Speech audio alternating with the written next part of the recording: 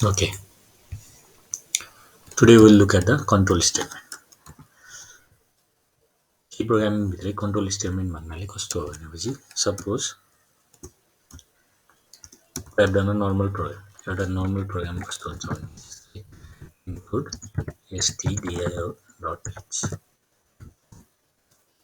Now, main function is your main and then block. Main function को block को हामीले एउटा variable declare गऱ्यौँ 40 and printf त्यसलाई print गऱ्यौँ is b and comma a. So it will print the value of a. A को value print गर्छ. If I run the program. Run गर्दाखेरि save and we need to declare the data type. Data type declare गर्नु पर्यो अनि variable name then value. So when you run the program, we can see the output as 40. अब how this program works? यो प्रोग्रामले कसरी काम गर्छ भने first header file is included. Header file include भयो. Then main function is started and compiler starts executing from the variable initialization. Variable initialization बाट start भयो. Then we have printed the value. अब यसमा के हुन्छ भने normal टाइपको प्रोग्राममा we are just going from the top to down approach sequentially one by one. But if you want to control, अब स्टेटमेन्टलाई कन्ट्रोल गर्नु पर्यो भने suppose we don't want to print any statement, suppose we don't want to execute any of the statement, त्यो केसमा के गर्ने भने we need to use the control statement so that we can jump.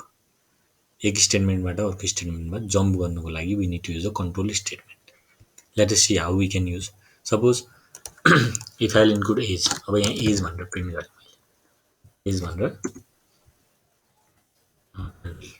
Now if I want to jump over any of the statement, कुनै स्टेटमेन्टलाई ignore गरेर on the basis of the conditionको बेसिसमा if I need to print. अब if लाएर मैले के गर्नु पर्यो, suppose age greater than or equal to 30.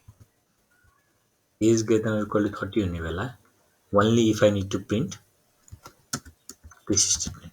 अब यो स्टेटमेन्टलाई कुन बेला मात्रै प्रिन्ट गर्ने त जुन बेला चाहिँ कुनै युजरको एज ग्रेटर देन 30 छ. अब एउटा एल्स कन्डिसन पनि एल्समा चाहिँ print F invalid age.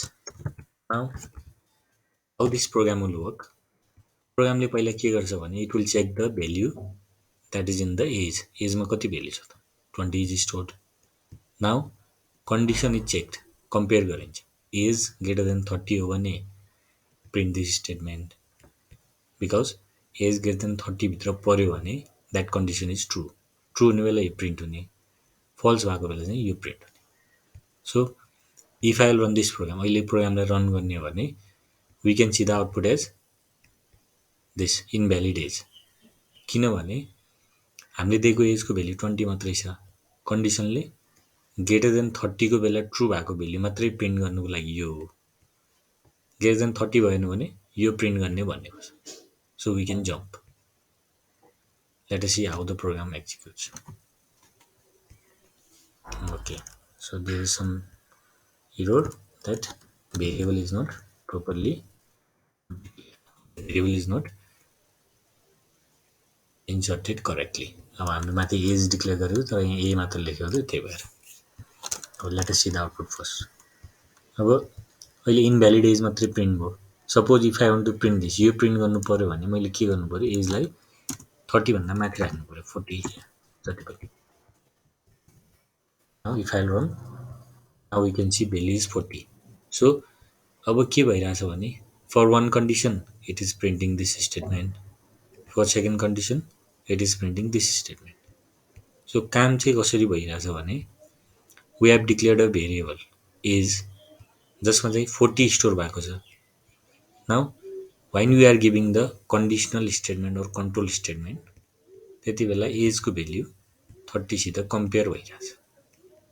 If हामीले दिएको एजको भ्यालु 30 भन्दा माथि भयो भने this statement will be printed, किनभने कन्डिसन ट्रु भयो. ट्रु भएन भने फल्स हुन्छ. फल्सको केसमा चाहिँ यो प्रिन्ट गर्ने.